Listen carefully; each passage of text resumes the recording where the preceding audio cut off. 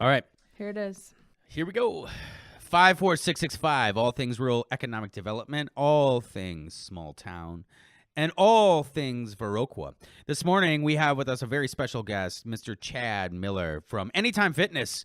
And Chad, Anytime Fitness, you know, we're talking about this, and I can see listeners like, Anytime Fitness, those are like all over the place, right? How many of these are there? Yeah, there is about 4,300 of them. Right. All over the world. So, yeah. So, in and of itself, the Anytime Fitness thing, you know, I got to say, like, you caught me a little bit off guard because I think Anytime Fitness is a real introductory piece to actually who you are. And Chad Moeller Fitness is actually the real story that we want to uncover here today.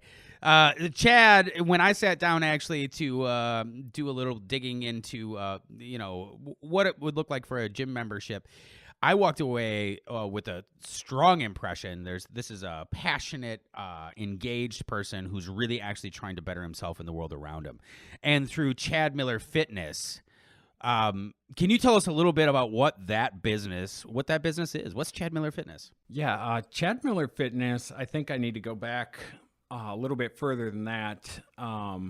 I actually owned my own gym, Shock Body Fitness. I started that in 2010, ended up selling that the earlier part of 2018, and really took a deeper dive into Chad Moeller Fitness. And Chad Moeller Fitness is just my online brand. I wanted a bigger reach. I wanted to impact more people across the country. So I took that direction, but what I found was I was missing that immersion element, and I even told my wife, I just said, I need to get back into the gym. You know, I need to find somewhere where I can be around people, where I can really make an impact in a community. That was one thing about Reedsburg, where Shock Body Fitness was based. Small community, lighting fitness fires was my passion, and really helped that community create an entire fitness movement. I know when Shock Body started, it was the first of its kind in that area. And then as time went on, a bunch of them started to pop up, service-based businesses, and you know, and that's kind of like, I really just needed to get back into the gym. This popped up in Viroqua, and what put Viroqua on the map was Organic Valley. I really feel like people are passionate here about organic foods, and actually the Driftless Cafe was another reason. My wife had taken me here, you know, farm to table, you know, that it's just awesome restaurant. So. Thanks a lot. The check is in the mail for the plug. I really appreciate that. No, that's awesome. And you know, I think that there's a couple things, like when I walked away from first meeting you, that immersion idea, right? Mm-hmm. A lot of us, I can say, like, to conceptualize a business is one thing. You know, Chad Moeller Fitness, like, you could live behind a screen somewhere and you could be eating Cheetos in your basement, not leaving the house. And that's cool. You know, what you have to sell is, you know, it's in your mind, and it's that ability to communicate that platform. However, the need to get your hands in the dirt and involved, I think that's a really important piece of small business ownership. Talk to us a little bit about your background. Like, how did you get here? Yeah. So what got me interested in this? I think I have to go all the way back to first grade, and I'm gonna tell you a little story that I really think set the direction of my life. It was a first grade gym class, and we were playing dodgeball, and you know, the normal, the PIA teacher, he split us up into two teams, and you know, we just started cranking balls at each other, right? You know, I love dodgeball. And what ended up happening was everybody in my team got nailed and out of the game, and I remember this vividly because I singled, you know, little first grader, I don't know, 6, 7 years old, dodging balls, catching them, knocking people out. I came back and I won the game. And my Phi Ed teacher was so impressed by that. He literally, all the kids, cycled out of the class. They filed out. I stayed, he kept me. He stayed behind. He goes, young man, you really have something special. You're really gifted athletically. He just planted this seed of identity in me. He recognized the gift that I didn't realize I had. And then when he pointed out that gift, I believe that to be true. And people behave the way they see themselves, and that can go positive or negative. And, that was the start of that fitness identity, I believe. And then from that point on, things grew, and, fast forward to high school, 3-sport athlete, captain of 3 teams, went on to play Division I college football, all those things. And it got rooted all the way back to that little first grader that, a FIAD teacher's name was Mr. Toppy. Nice. And Mr. Toppy, if you're listening. Yes. I don't even know if he's alive actually anymore, but it was quite a long time ago.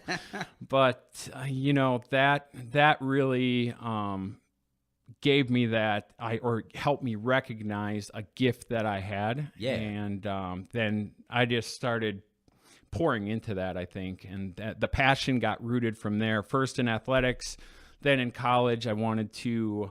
I originally started out in physical education and realized, no, that's not the path I want to take. I want to go a different direction. So I ended up getting a degree in health and human performance, and then started personal training. I went all the way out to Charleston.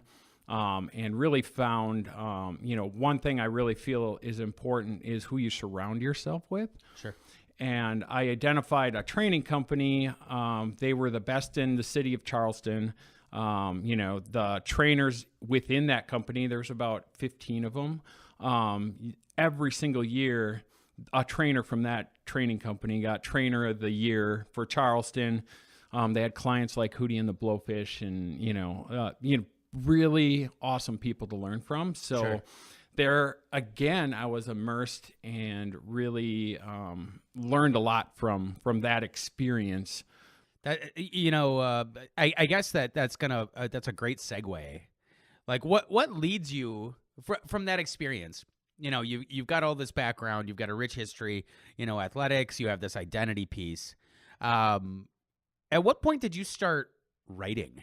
Like, and actually communicating this belief that you have inside you, some of the nuggets that you've already dropped. You are a reflection of yourself. How you project yourself into the world is how other people see you. And then secondarily, like, the people around you actually help shape, that identity as well. So, writing that would, if my English teacher in high school could see me now, right? I was not in the gifted English class. I would say I was not living up to my full potential academically in English, which is somewhat funny. Later in life, here I am writing. Yeah. But I would say, that really started happening after college. There was a couple classes I took in college, like, this is actually fun. And, with the emergence of social media and stuff like that, being able to express yourself and being able to, reach an audience further than just your, city or general vicinity, that kind of sparked things. So I would say right after college, I started writing a little bit, and then I really started writing a lot. I would say 2015 was when I really, really got into it. So sure. Yeah. That writing piece. Nora, do you want to say something? No, I feel go like ahead. I'm constantly stealing the words out of your No, mouth. that's okay. I'm listening. You're so, yeah. yeah. I'll let you just roll. Oh, great. What a wonderful podcast we have today. We'll let some of the caffeine wear off, and then I'll Is ask that what you some think questions. this is? Like just She's my... going to catch me with a question that stumps Exactly. me, I bet. No, go ahead. You segue right on to what you want to talk about. It's fine. Speaking of caffeine, do you have time to sleep? Like, you got a lot of stuff going on, right? Yeah. So that lesson of achievement and accomplishment, that came back to bite me. And I think, our best lessons in life are the most costly lessons. Starting a company from scratch, for example, takes a lot, takes, that immersion, that tunnel vision almost, and the people around you suffer. And I learned the lesson the hard way, going to get a little personal here, but I think there's a lesson to be learned from other people's mistakes and stuff. I was so unbalanced in life. Starting Shock Body Fitness, it cost me my marriage, actually.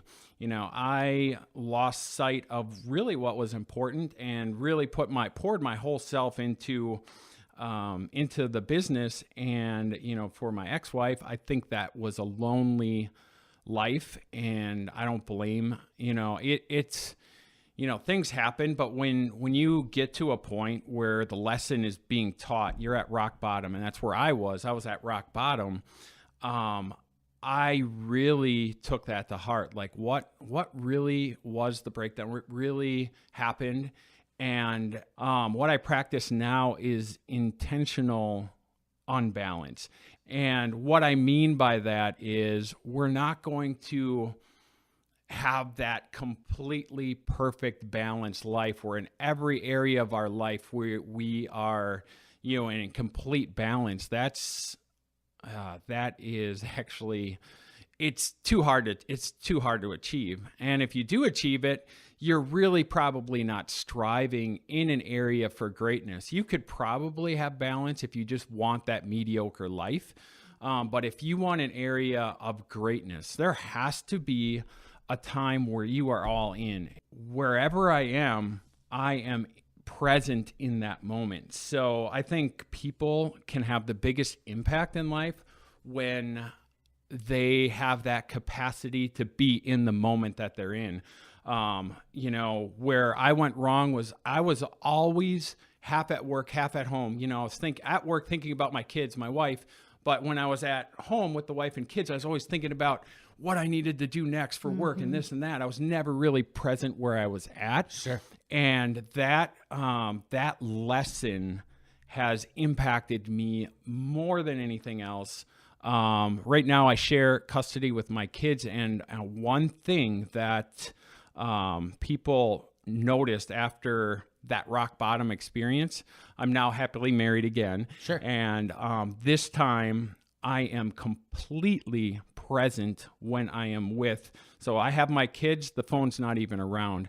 I don't want my kids to have that message that whatever's in that phone is more important than what they are, what they're showing me or what they're telling me. I want my wife to feel the same way. And when I'm at work, whether it's at the gym, I want the people that I'm interacting with to feel like they're the most important thing in my life right now at that moment. And, just give them that super engagement, be in that moment. When I'm training, I shouldn't tell you this, but I'll give away my secret. Sometimes I wear headphones and I don't even have any music on. It's because I want to be so zoned into my workout that I don't want to have a conversation. It's not a social hour for me to be at the gym and talk. When I'm in my workout mode, it is 100% present. I'm going to give my best and I'm going to dominate that workout. And it's the same with any area of your life. When you're in the kitchen, you're, to create something great, especially a creative, craft like that, you have to be present. You're not thinking about how dirty the house is or who's coming over. You're thinking about creation. You're thinking about this, and you're bringing your best to that moment. And that's how I do it now. Is I had to learn the hard way. Sure. And the other tip is I have a morning routine. I feel like too many people wake up in the morning in reaction mode. The alarm goes off. The first thing that they look at is their phone. Whatever's on that phone, they have to react to. What I do is I get up. I'm still kind of in that like alpha brainwave state, and then so I'll go and pray and meditate. Then I'll have a big glass of water. Then I'll run on the treadmill, get some movement, get the body going. And then I have a quality time, this is before work, with my wife. And that sets up an awesome morning. I mean, Sure. I'm not reacting to anybody. I'm taking control of the day right from the start, and showing up into the day not at the beck and call of what the world is demanding at that moment, So that's sacred time, that morning ritual. Yeah, that's super nice. I think there are a lot of small business owners and also people who, like myself, who are working millions of hours a week, and like Luke and like you, that aren't always making time for those things. So it's really nice to be able to Yes. section things off in your life in an ideal way. I know that, some of my previous jobs where I was able to go in, work 8 hours, the whole 8 and skate idea. I miss that sometimes. Yeah. But it's challenging to be as present as possible with your family and the people that you really, really care about, and also be present for the people that need you in your work life. Exactly. So what Yeah. you've been able to achieve is really commendable. Oh, thank you. And I gotta say, first and foremost, thanks for the vulnerability. That's Yeah. hard to do. Yeah. It's a lot to talk about those low spots. The tunnel vision and those pieces. Everything that you talk about, Chad, is like rooted in this discipline, right? Mm-hmm. And it's a discipline that's come through, experiential learning. It's a discipline that's come through making mistakes and overcoming those mistakes. But even getting to the point where you were at rock bottom, to be a Division I football player, it takes discipline. Tell us a little bit about, where that motivational fire, that disciplinary fire, like I am going to give this workout, or I am going to give this moment in my life, that intense presence, that comes from a place that is not readily accessible to most people in our society. It's something that's learned, and it's something that's cultivated. Can you talk about that a little bit? Yeah, it goes back to that gift, of, that FIA teacher recognizing something in me and then believing that. And then, seeing, I think some of my favorite movies out there were like The Karate Kid a million times, Mr. Miyagi teaching. Sweep the leg. Yeah. you know the training sequence Yeah. where Mr. Miyagi wax on, wax off, that thing, or Rocky 4, where he's running up the mountain in snow. Yeah. And just or Van Damme, or there were so many different movies that had that like intense training sequence, and I think I internalized that. I took that in athletics, and that was the way I expressed discipline. I think being in sports, wrestling, football, track, it teaches kids discipline. It teaches kids work ethic. It keeps kids out of trouble. I am so thankful that I got all those years and the lessons I learned in sports. And then, what lit the fire was my athletic director. I told him what my dream was. And I came from a high school that I think at the time we had a 10-year losing streak in football. I'm not kidding. It was bad. And I told him I wanted to play Division I football. And he told me to think realistically. That's not going to happen. And he didn't know it, but that lit me up, and I went to prove him wrong. Sure. Yep. So I don't know why that made such an impact, but just the way he said it, the way he was certain about it, did not sit well with me. Yeah. So just to kind of draw a parallel to that, I feel the same way doing what I do in Viroqua. And being from Lafarge, right? Yeah. Viroqua's a small town, 4,362. Lafarge is 745 people. And, I had this instance, even this last year, talking with a Los Angeles-based television executive, talking about like, okay, we're trying to to grow this idea of the Midwest and like why it's culturally important and why, you know, people should understand this is where your food comes from and these are the people producing it, and, you know, brands like Organic Valley take root here. And what she said very succinctly, very straightforward was nobody cares about the Midwest. Nobody cares about it. And she recommended that if my track was to go farther, that I would need to heavily invest in a PR agency, you know, to the tune of about $50,000 a year, and then really shop myself out on the coast so that I could develop a demographic following, and then come back and then try after about 5 years of that.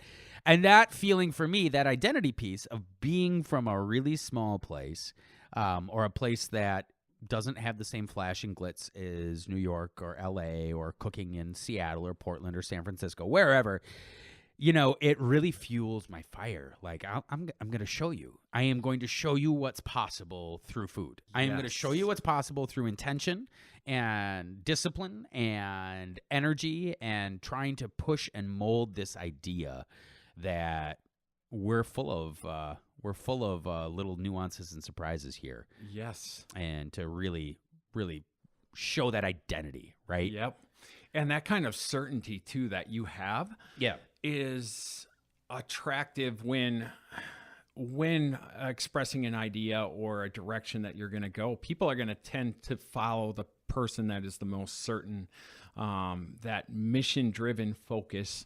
And I could definitely feel that when you were talking. Great. I still got it.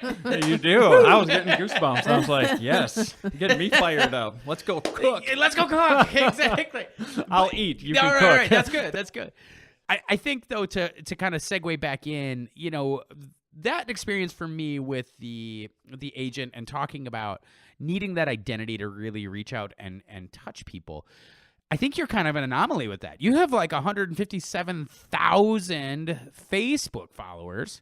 Yeah. For Chad Moeller Fitness. Like, how do you get to that point? Yeah, it's incredibly impressive. It's kind of sandbagging, I'm gonna say. Like, you know, you think you're gonna go in and then you're like 157,000. Yeah, Luke followers? and I have been talking about this a lot. Right. So we need to know what the secret is. I am not an expert at social media, but what I do feel like I'm really good at is I'm an opportunist. Sure. And you know, the way that following got built was more of a string of synchronicities, I would say. Sure. And I say synchronicity, and you know, the definition of that is a meaningful coincidence. But if you're super intentional on the vision that you want and the direction that you want to go, there is no coincidences. And I'm telling you, like when I hit that rock bottom, the first place I poured my heart into was fitness, and that was where my focus went. What I wrote about in that first book was the process of mindset and how you can achieve and bring into existence what you want to achieve. And part of that process is visualizing and vision board and stuff like that. And there was a guy I had on the vision board that I look up to. He's the top male fitness model in the industry. And I had a picture of him on the vision board punching a punching bag. And I looked at that. I trained. I got myself into that peak condition. And then I ended up doing a race called the Warrior Dash. And then right there, after the race, this photographer, scout photographer, came up and he's like, I want to do a photo shoot with you right here. I was like, what? He's like, you got the look that we want. I want the photo. So he literally set up you should see some of the pictures. There's the Warrior Dash after the race. Everybody gets a beer and it's like a big party. Yeah. I was getting photobombed so many times on those pictures during the shoot. So it's kind of, I don't know if that's what he was trying to capture.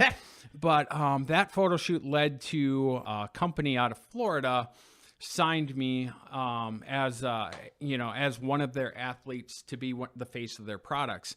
And this supplement company, smaller, mid-sized company, they had a following. And what I mean by opportunist is this: the way Facebook works is Facebook ads allows you to target Yeah. very specifically. And I didn't know much about anything, but I knew you can target with Facebook ads. So, when something new and exciting is happening, all of a sudden they bring this Wisconsin guy to their supplement brand. They've got a following.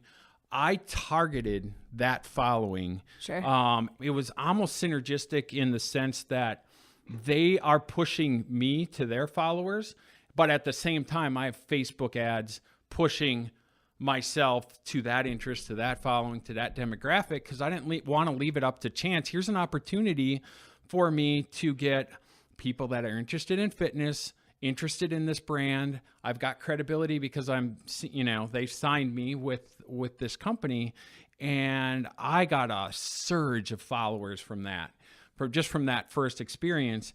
The second thing, shortly after that, a whole string of good things started to happen. I wanted to write a book. I wanted to get published and all this stuff, and finally it happened. But it didn't happen the way I wanted it to happen.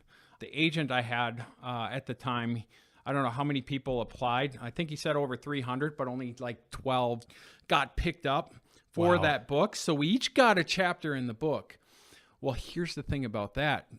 Two of them are very well-known celebrities. And everybody else that was in that book had followings of their own. I piggybacked off of their followings, targeted Facebook, targeted their followings, and strategically, I was like a sniper, going out, The Facebook sniper. Yeah, it was kind of like that where, so the first supplement company, all of a sudden I became relevant to that audience. Yep. And I poured more gasoline on the fire to couple with that company's marketing efforts. And I did that for a small period of time, got a surge. And then my next surge was with that book. There's 12 people with followings. Sweet. So I targeted those audiences and got a surge. Yeah. And all of a sudden, and just having a following opens doors for you. All of a sudden, the biggest signing I had is with the supplement company I'm with now, Isogenics. They have 900,000 customers. When I signed with them, I targeted that audience. Sure. They also gave me some really good speaking opportunities that put me relevant again. And it was only during the times I was relevant is when I used Facebook ads, marketed to be synergistic with their marketing. They're already marketing me, so Sure. I'm going to market them. And then there comes a tipping point.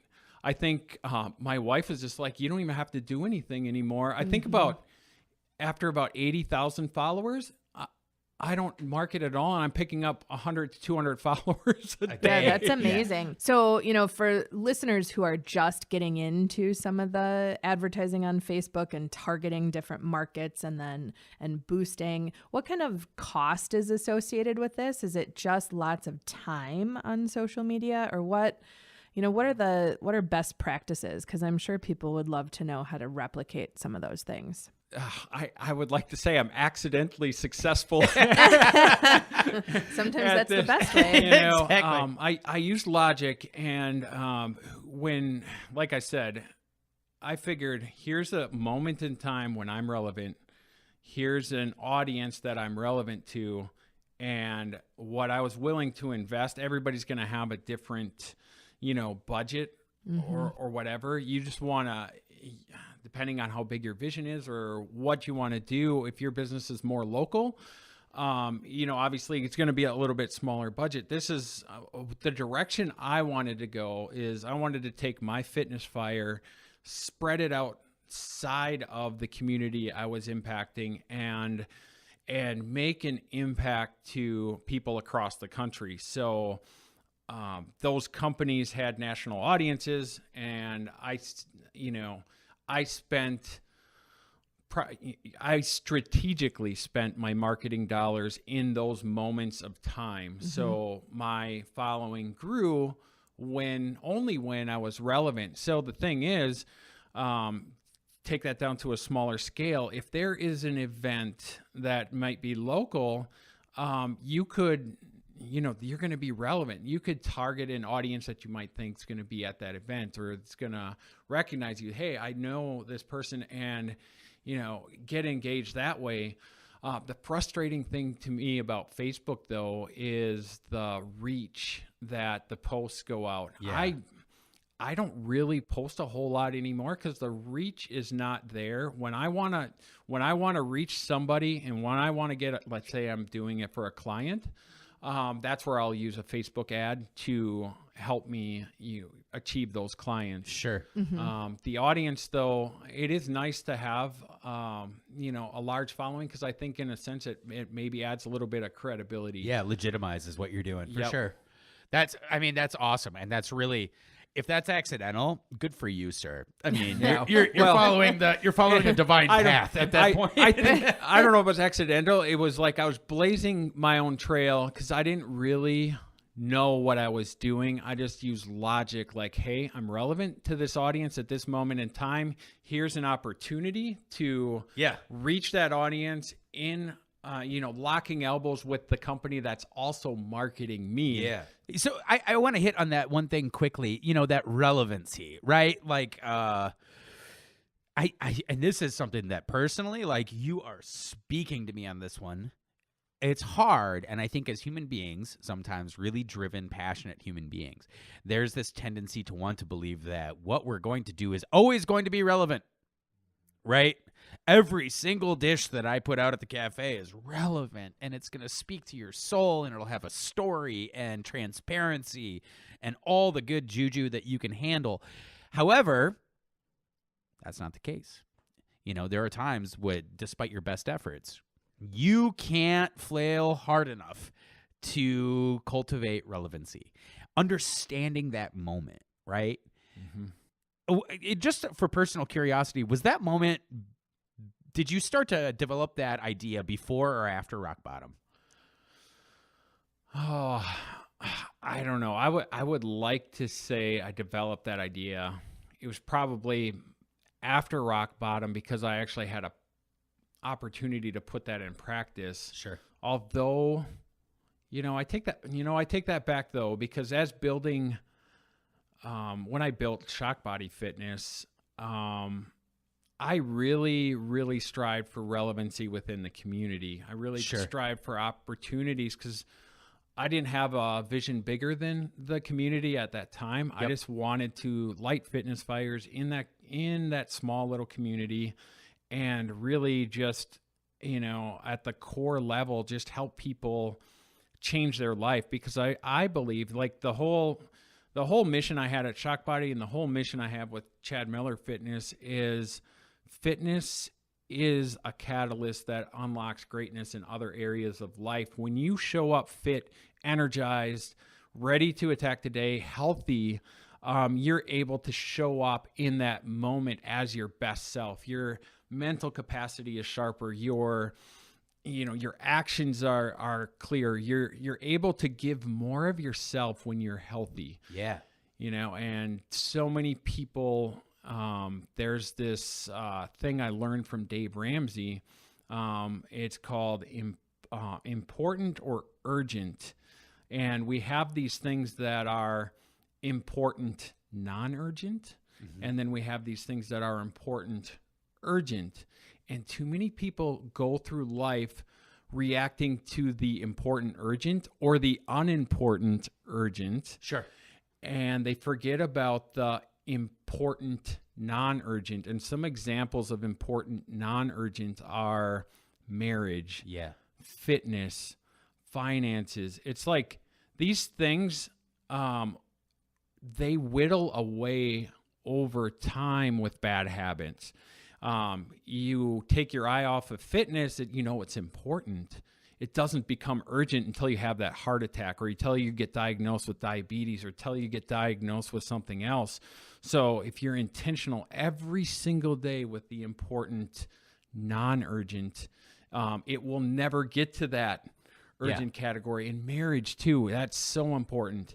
You know, you have somebody that, you know, really loves you, but they're only, you know, you get them to a point where they're lonely. You're so immersed in your business and it just eats those things up. And then it all of a sudden marriage becomes important when you get served divorce papers. Yeah. And those are lessons people learn a lot of time after the fact. A lot of people learn that lesson in fitness when they get diagnosed with something, or in my case, I learned that lesson in marriage. You got to be super intentional with the things that are important, non-urgent. Yeah. That's great. Oh, you should write a book about that. I can't take credit for that. Dave Ramsey, I think, was the guy. I don't know. Cool. I read so many books that I really, really, really try to take. Personal development has become a passion. Sure. That's great. You know, so let's talk about the glib side a little bit.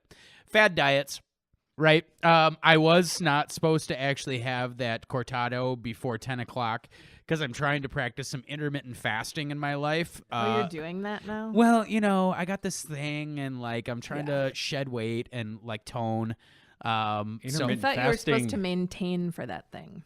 Well, I have to maintain, like I can't, per my television specifications, I can't shave my beard.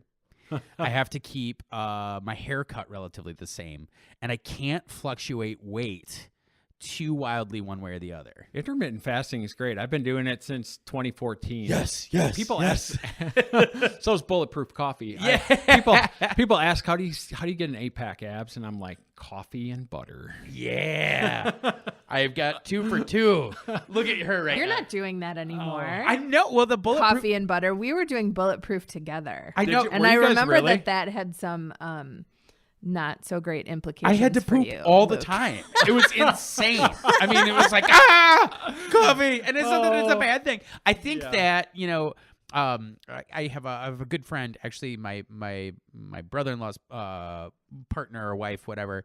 She does keto. Yep. She's a hardcore CrossFitter, like hardcore. And we were having this conversation about bulletproof this weekend. And she was like, you know, I don't think it affects me as much now because of the processing of the proteins that she's constantly doing and the amount of water that she's drinking. You know, it doesn't affect her the same way. Eating all that high fat stuff, it's actually really good in that diet. Well, fad diets, I mean, the thing about that is people need to commit to something that they know they can make a lifestyle out of. I think, like, you know, what frustrates me in fitness is there's always this. There's paleo, there's keto, there's intermittent fasting, there's this, you know, all these different things. And there's just some solid principles that people could follow, some basics. You know, I tell people, eat slow, eat to 80%.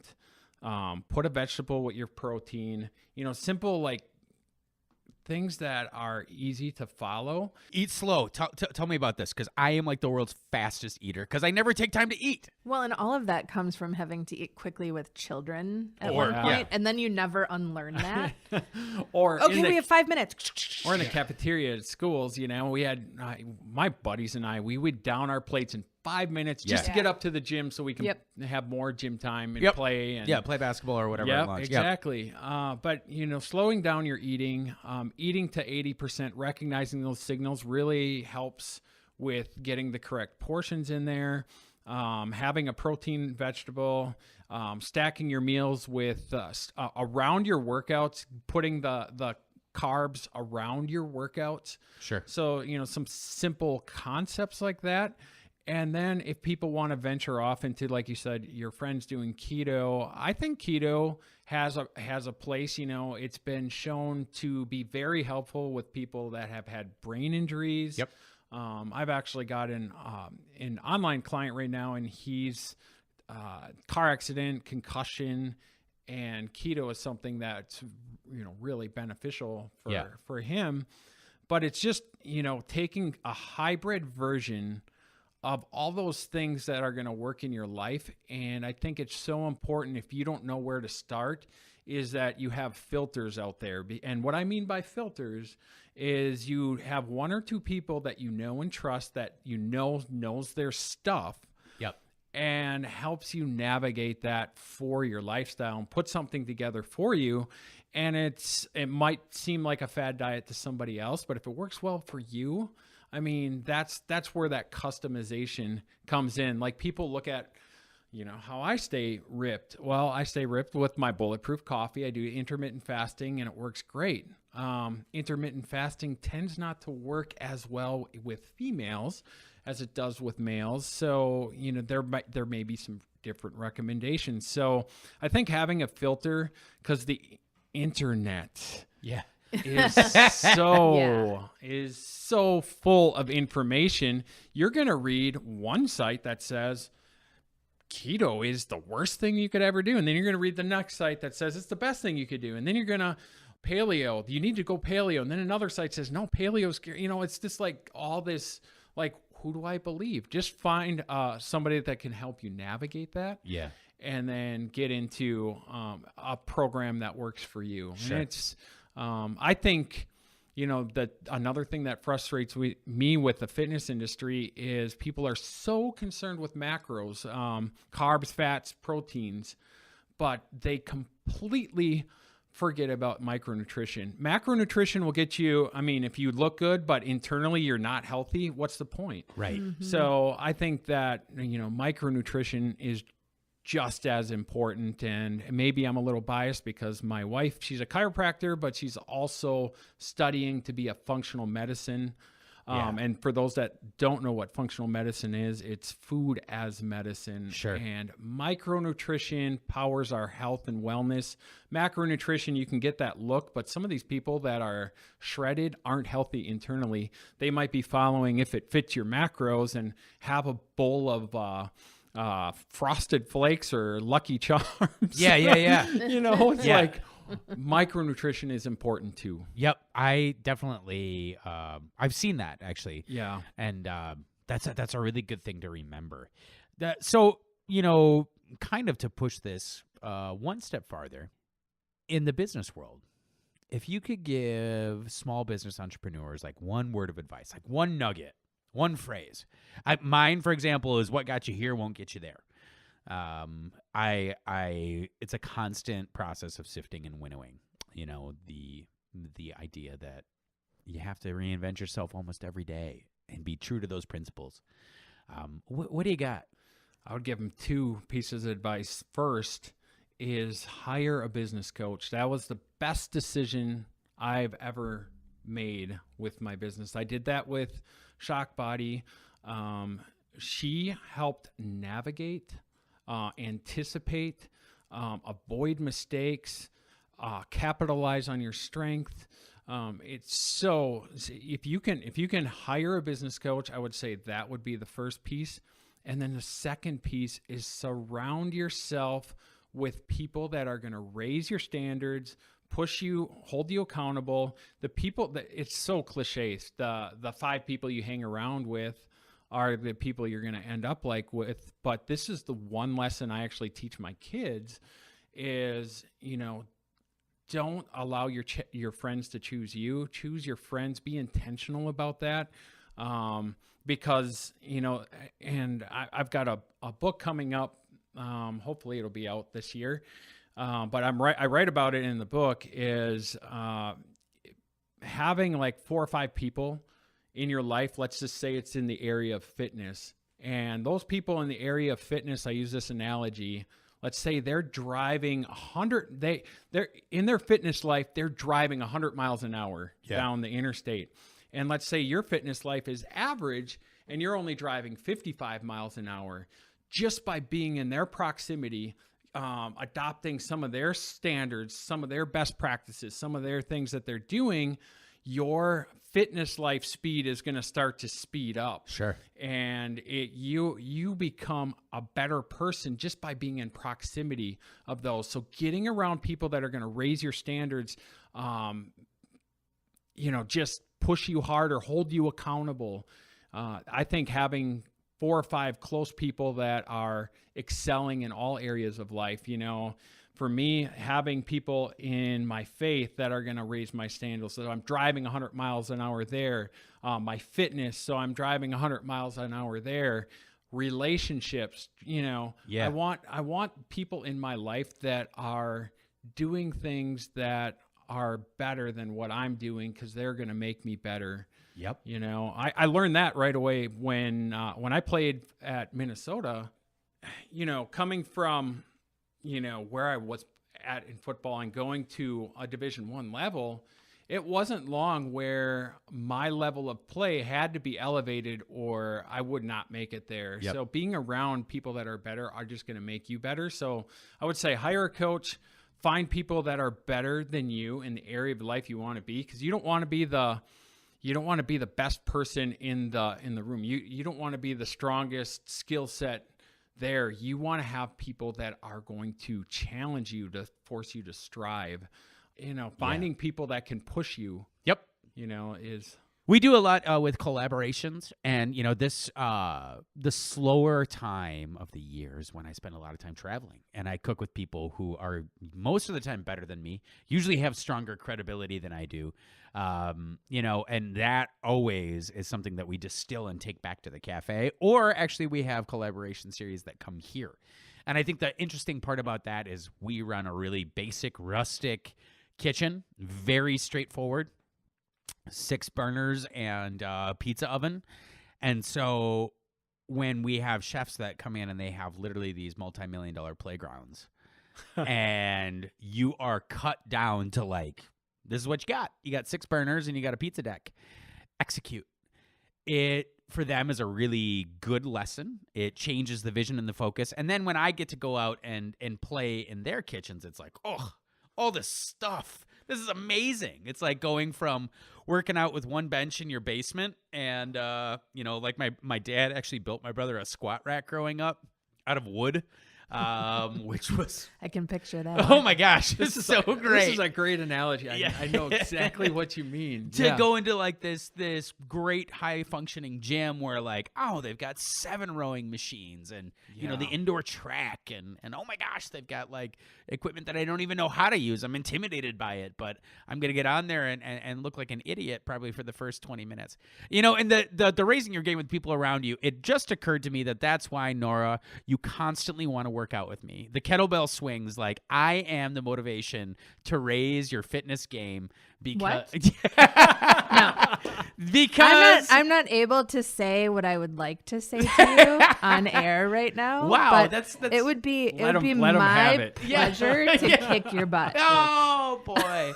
Well, you know where you can find me. You know where you can find Chad. Right now, he is, and I think this is a temporary stop in the road, but he's at Anytime Fitness in Viroqua, located right off of Main Street on Viroqua's north side. You can also find him at Chad Moeller Fitness, correct? .com. Yes. Check for him on Facebook. And Chad, just because it's a little deceiving, the spelling of your last name, drop your URL and then also your Insta and Facebook and Twitter or whatever you got. Yeah, so my URL is www.chadmoellerfitness.com, and my last name is spelled Moeller. And then my Insta and Facebook is Chad Moeller Fitness. So it's just at Chad Moeller Fitness. Awesome. Well, we've been talking with Chad Moeller, Chad Moeller Fitness. This has been a pleasure. You've been listening to the 54665, all things rural economic development, all things small towns, and all things Viroqua. Thanks for listening. Bye-bye.